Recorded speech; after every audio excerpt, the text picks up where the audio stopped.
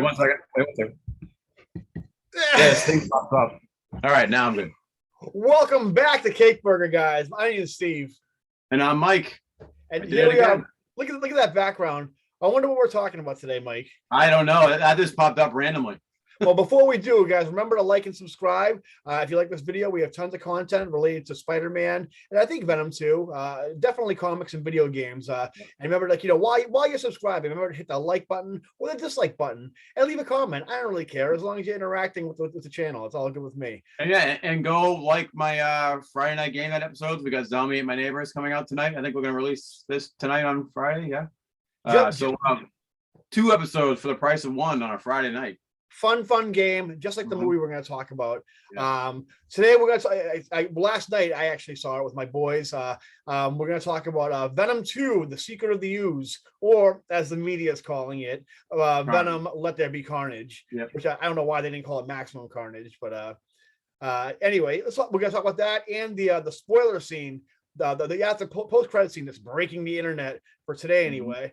Mike, did you get a chance to see Venom at all? Not yet. Of everything that's going on, this crazy world, the only thing that's gonna get my butt in the movie theater is Spider-Man. I said this before on Friday Night Game Night and with you fine folks here on comic book stuff.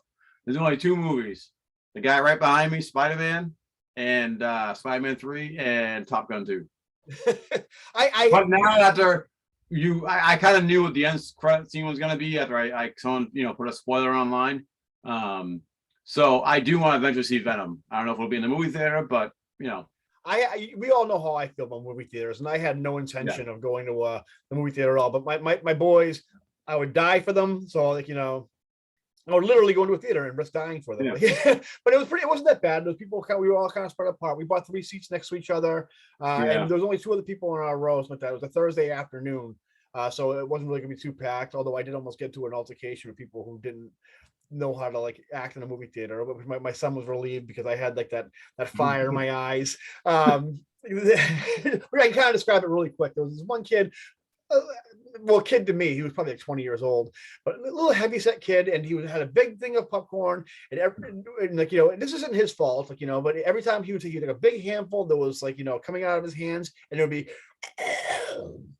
and that wasn't that bad. I mean, I can understand, I'm a kind of a sloppy eater myself.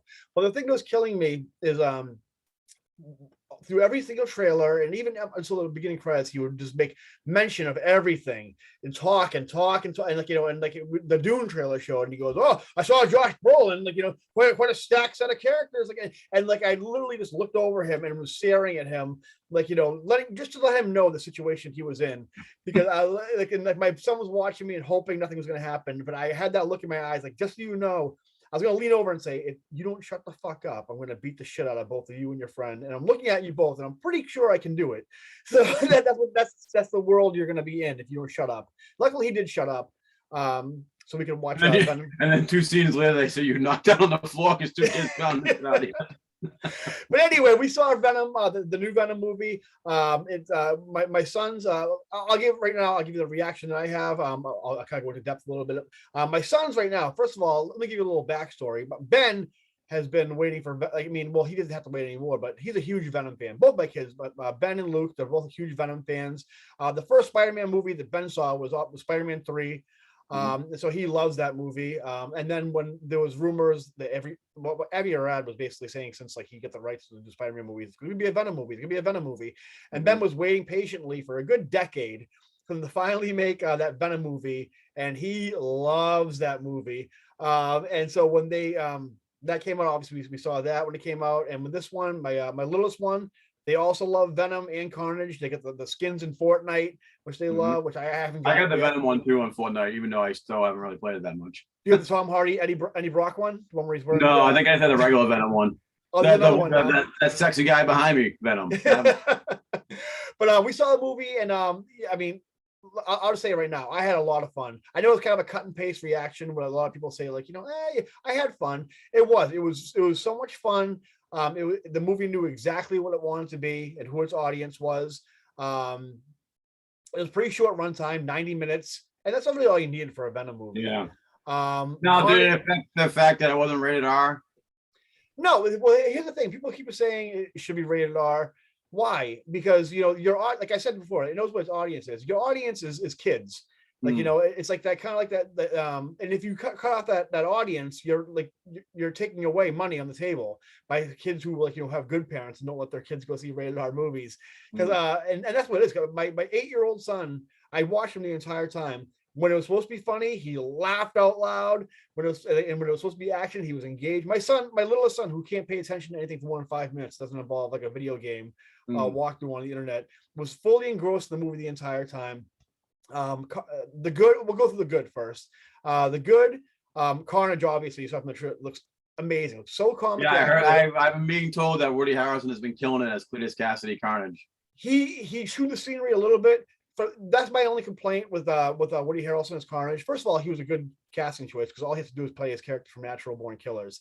Now, what? Yeah, exactly. I think that's what people wanted him. They might have modeled Cletus Cassidy after him. I've heard in the past. Well, I think Dave Michelin basically said that when Carnage and Shriek were basically Marvel's answer to the Joker and Harley Quinn, pretty much. In Maximum Carnage. I mean, Carnage is what it is. He's a great visual character, and so I mean, yeah, and that's what he was in the movie too. He was great visually. Woody Harrelson did pretty good. In my opinion, they could have gone further. But that kind of had something to do with the runtime, I think. Was he better? Was Woody Harrelson better as this Carnage or than Solo when he was in Solo when he just died like this? I couldn't even finish watching Solo. I do like Woody Harrelson. He's like he was a great choice. They did change his hairstyle halfway through the movie once he broke out of prison for some reason, and I don't know what that was all about. But he did justice to the role. He did what he was meant to do. The action scenes were great. Venom and Tom Hardy and Eddie Brock, awesome. It basically took what they established in the first movie and cranked up to 11. It was, the comedy was there. The symbiote was great, which before, when I knew Tom Hardy did the voice of Venom, the symbiote, I didn't really hear it at all. I mean, but then like once I started hearing this movie, I could start to hear a little bit of the Bane from Dark Knight Rises, and I'm like, okay, that's definitely Tom Hardy. They introduced a little bit of it's kind of insinuated a little bit of a love triangle between like Venom and Eddie, and also Michelle Williams' character, which I don't know. I mean, Venom, if we do another Venom movie, I think we might see a little three-way symbiote action, I think. Now, did they break up in this? Because it seems like at the end of Venom, they were kind of like on their way to get back together. And now Michelle Williams and Tom Hardy, or Eddie Brock and Andy, they're still broken up. And no, they don't even kind of get close to getting back together in this. They still have Dr. Dan from the first one, who Dr. Dan he redeems himself. I mean, he still gets abused both literally and through words and actions. But there's one scene at the which I'm not even gonna really worry about spoilers too much, because I mean it's pretty ABCD movie. There's one part where he at the end where he in the third act where he has a blowtorch and gasoline and just basically pours it on Carnage like that, and he goes sound and fire without the sound. It's like pouring all over Carnage. He's pretty good. Like I mean, he's supposed to be a joke character, but as far as I'm concerned, keep Dr. Dan around. I mean, what else? The girl who plays Shriek, Naomi, I think it's the girl from the Pirates movie. I forget her name. She does a good job. She makes it her own. She's not exactly she's a little more toned down than the comics version of Shriek, which I think is pretty good. To me, the comics version of Shriek was kind of obnoxious anyway. But she's pretty good in this. They don't utilize her powers as much as I would have liked, because that's a big thing that happens in the movie, where basically her power is Cletus Cassidy's weakness as the Carnage symbiote. So there's at some point in the movie, the symbiote kind of puts listen, she can't be around, and that kind of causes friction between Cletus Cassidy and her character. What else happens in the movie? I mean, they bring the joke. It's basically the first movie times 11, and and like I said, with I talked about with Ben on the way home how it was just a fun movie, and and Andy Serkis basically, I'm sure read through some. I don't think he did a deep dive into Venom comics. He probably just skimmed Maximum Carnage and be like, okay, so a big slime monster fights another big slime monster, And basically, as far as the script goes, was just like, okay, we'll just here's a story and just say whatever you want. We'll figure it out as we go. And it kind of shows, but it's good for it because I mean, honestly, I mean, like it didn't require that, like, it didn't require Shakespeare as far as the script goes. Yeah, it's a Venom movie. I mean, Yeah, it really needs to be. It's just would be fun, like, and it was fun. It was great. Like, it was great. I loved it a lot. There was one scene that had a little bit of LGBTQ. I don't know if I'm doing the letters right. Representation with Venom at a rave scene, which was, I mean, like, they kind of like a lot of people saw it as kind of queer baiting. I knew what they were doing, and like I think it was appreciated to a lot of people with that. Like, it doesn't really, it's not like over political or socially preaching, whatever, but it does what it's supposed to do, and I think a lot of people. If it feels natural when they do it, I'm all for that. It's great. You have Venom with like glow necklaces. It's pretty good. Yeah, the movie is so much fun. I would definitely. I hope it does well. So far it's already done better than Black Widow. And on first Thursday release. Because that Black Widow movie should have came out after Civil War, not 4 or 5 years later. That Black Widow movie should have came out probably in 2014, probably after the first Avengers movie. But I mean, I don't know. I thought it was, yeah. I mean, it was great. My little son said it was the best movie he's ever seen.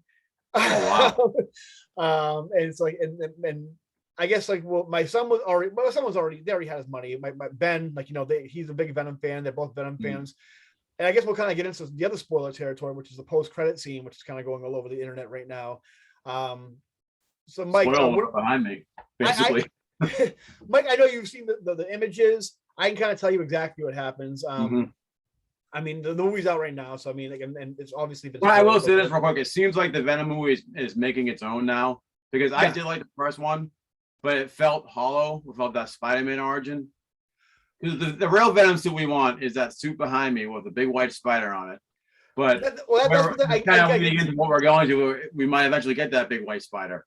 Exactly. That's what I'm going to get into. Unless they do that stupid Spider-Man 3 thing where they just make the regular costume black. I hated that. Well, that's one thing that I did like about this movie too. The Venom movies is like I can watch it and enjoy it, and then we can even have this post-credit scene, which is also fun. But I don't have to like think to myself after seeing it, okay, now how does this fit into the next Avengers movie? Yeah. Or like, okay, so Eternals is coming out. How does Venom fit into, like, I don't have to worry about that shit. I have to worry about a fun movie with like superheroes. I mean, I kind of liked how, especially since they're doing a Kraven's Last Hunt movie for some reason, that I was kind of hoping that Venom would be the Spider-Man of the Spider-Man-less universe. So Kraven's Last Hunt will be he took down Venom somehow. Well, it's a little confusing. I mean, before when they were separate, it was kind of cut and dry. Now it's a little more confusing. And I'll say exactly what happens, guys. Okay, so we had the movie and it's all fun. We all had a good time, and we're all like, I'm looking down. I'm saying, oh shit, I made a mess with all this popcorn. Then all of a sudden, it shows at the end of the movie, we're on basically what's insinuated to be that island from the Eric Larson issues, where like Venom kind of like like he goes there to kind of like almost like a Planet Hulk, where he just wants to be left alone and not be a I like people. That. So that's on there. That's by Eric Larson. I guess a credit at the end of the movie too. So he's on that island, and then we see them at the end of the mid credits. It goes into what Eddie's sitting in a cabana talking to Venom, and they're watching some Spanish soap opera, some Mexican soap opera, and it's like it's very cheesy and fun. They show like a close up of like the woman who's pregnant and stuff like that, and like Venom and Eddie are talking. They're like, oh my god, like like I can't believe he should be treating her like that. And Eddie's like, well, she also shouldn't be like keeping secrets like that. They go back and forth, and so Venom kind of Eddie insinuates that Venom doesn't really know anything about like anything pretty much, and he's kind of like a newborn child on this earth. And Venom goes, oh, well, listen, just like a fraction of what I know from like, I belong to a hive mind of symbiotes. So like, right. just so like, if like you only knew a fraction of what I knew from all the billions of galaxies, like my people have experienced like that, it would blow your mind. And Eddie's kind of like baiting like, oh yeah, I bet I can handle it. And he goes, all right, I'll give you a little bit of taste.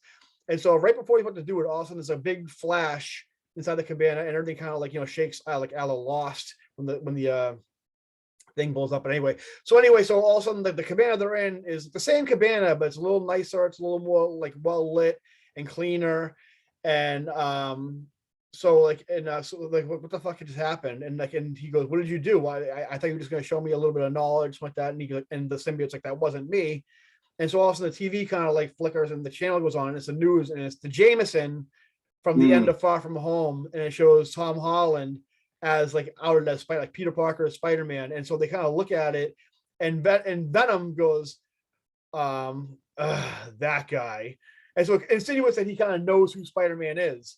So mm, like, so it's insinuating we dimension hopped. Supposedly this to me it seems like it happens at the same time as Doctor Strange does his spell in No Way Home. That's what yeah. they're insinuating. So we're going to be in that universe, which from my understanding I thought was like a Sony universe that Marvel kind of guest stars in, but is also kind of part of the Marvel universe. Yeah. So we're in that storyline. So and then a guy comes out and goes, "What are you doing in my room?" Because he's obviously in a different reality, something like that. And then it goes to black. So that's basically the post-credit scene. Where Venom and Spider-Man, like I mentioned before in the other video, are the collision is inevitable. It always Mm. was. So that's where we're at right now. I don't know if you've heard any more information, but there was a picture of Tom Hardy who had a No With Way Home hat on, No Way Home, yeah. which was deleted. So what we can kind of assume right now is that that Venom may possibly be in No Way Home at some point He in might post be credits. stuck in. He might, and it could be No Way Home means that whoever is going into the MCU, whether they're variants, which I really hope they're not, or from another dimension or another Earth, that they can't get home now. They're stuck there. Which would be kind of cool. I mean, even I was talking to my son. He had a kind of a cool idea of like, when this is all said and done, he doesn't think that Venom's going to stay inside this universe, which I don't think either. Which before, when I did that video talking about like what's going to happen to Spider-Man after No Way Home, it seemed like the Sony and Marvel were going to reach a deal would be more of the same. Mm-hmm. Now I'm starting to think that Marvel may be a little worried that Sony's going to say, you know what, I think we're just going to keep Spider-Man all to ourselves. And not kind of like, let him be used inside Marvel movies, which I honestly, I mean, like I said, I there's a couple of storylines I like to see with Spider-Man interacting with the Marvel universe, but other than that, I don't really mind that much. Other than like, there's maybe like 3 team ups I want to see with Spider-Man before like he goes like straight up like solo Sony. But it seems to me Marvel might be a little bit worried that Sony might be saying like, what, we don't need you. But I mean, then again, it could also be like, I'm reading it completely wrong. And Amy Pascal, who made that comment to Kevin Feige during that press junket, where she said like, oh, it's gonna be kind of like a Spider-Man, Sony, and Marvel universe. And Kevin Feige kind of gave that look like, I don't think so, lady. But now it kind of seems like Pascal might be getting what she wants. Because yeah, I mean, I don't know. I mean, there's also just so many like things they can do with this, where they can still have the Tom Holland Peter Parker in the MCU, or they can have he disappears in the Avengers movies, because you made a good thing on Twitter about the next Avengers movie is going to be Avengers Forever, of the multiverse Avengers. Remember that tweet, guys? What if? Yeah.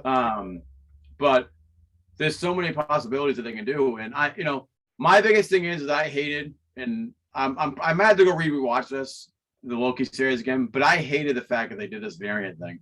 I love the fact that there's from multiple Earths. That's the whole thing. My whole thing is like, the variant of Loki, like the alligator Loki, the female Loki, the black Loki. That's great that they're from parallel Earths. I just don't understand how there'd be variants from that same timeline. I'm just confused by it. Well, that's a multiverse, like, trope pretty much. I mean, and I tried talking to this, like, with people, I'm like, you don't realize the implications of a multiverse. It's not just like, oh, there's different versions.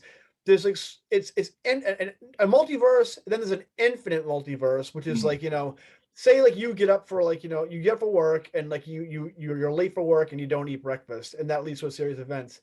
Then there's a version of Mike that gets up for work and like, does eat breakfast. Or whatever, and then what happens to the events after the work? Then there's what we're like you eat breakfast and then like you accidentally bite your tongue, and then like it just keeps going on and on and on. So like the implications of like there being so many, the multiverse complicates things so much, and that's not even getting into the fact like there's Mike who eats breakfast before he goes to work. There's like Monkey Mike who eats like breakfast and goes to work. Dude, I'm just going based off sliders. That's my multiverse. Yes, my time travel is always based off Back to the Future. Anything clone related is based off the Spider-Man clone saga, and multiverse is based off sliders. Like even the multiverse for DC, that's kind of based off like a not sliders is they're not based off sliders, but you know what I mean. That sliders, easy parallel Earth type thing is what I love about multiverses. I just wish it was like the movies would be less complicated. Like I said before, the thing I enjoyed about seeing Venom and kind of thing is like I don't have to worry about how it fits into like another narrative. Yeah. And like and with the multiverse, you're just making it even like all those people who like the theorists like who have theories. Like Spider-Man took a crap. And, that's how the mutants are created, or some stupid crap like that, or I mean, Scarlet Witch looks the other way. It's stupid.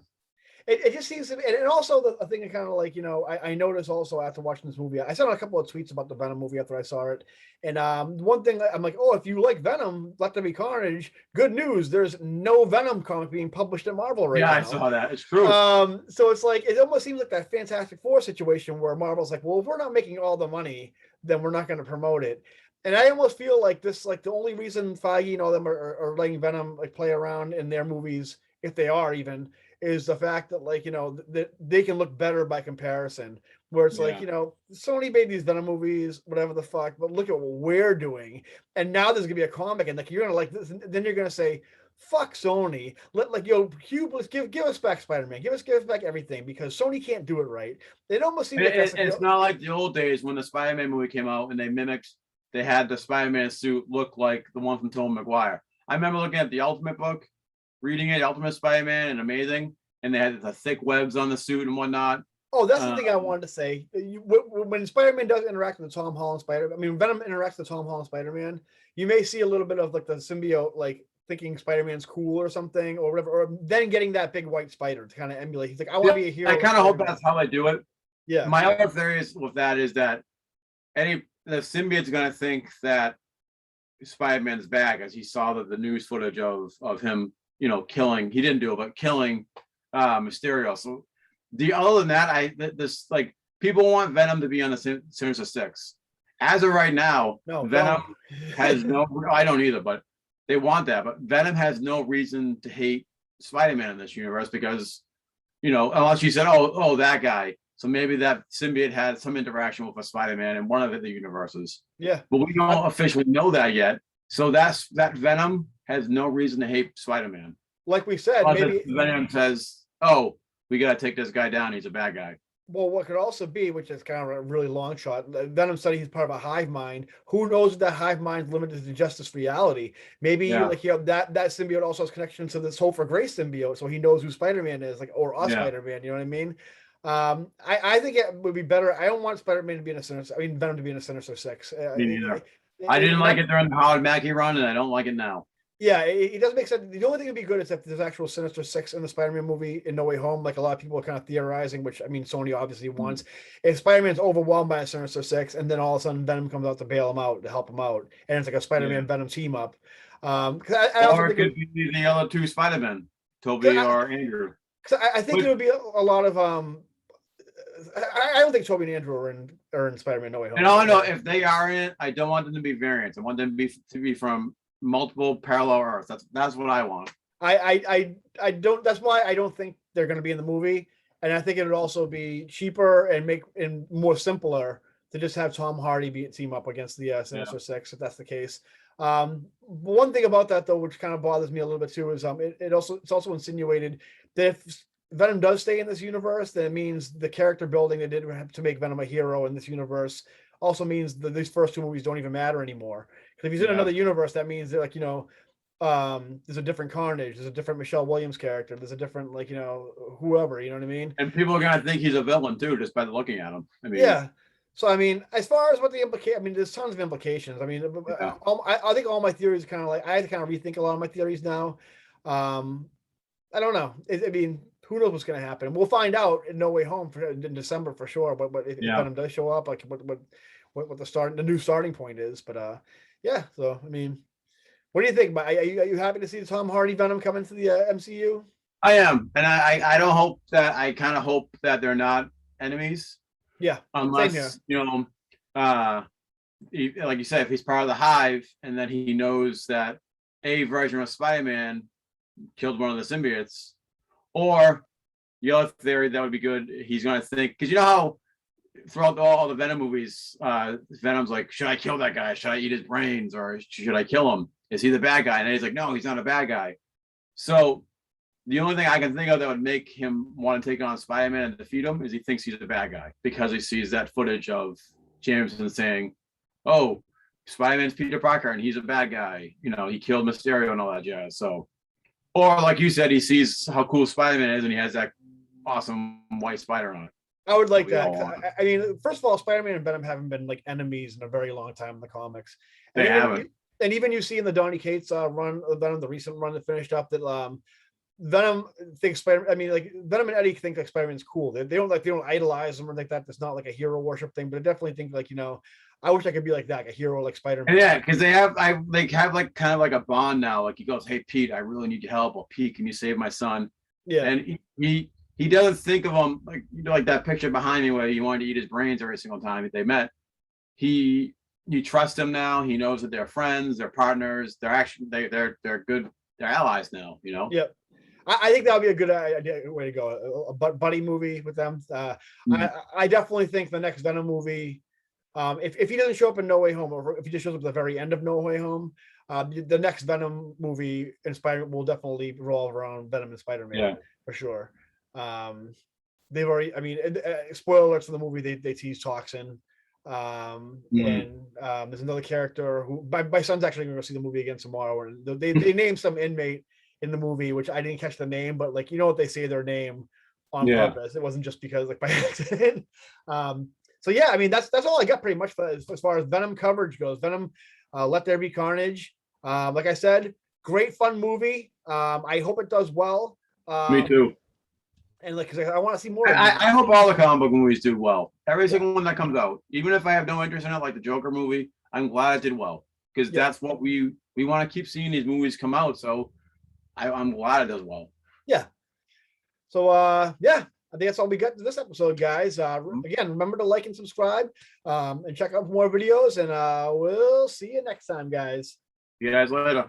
Bye-bye.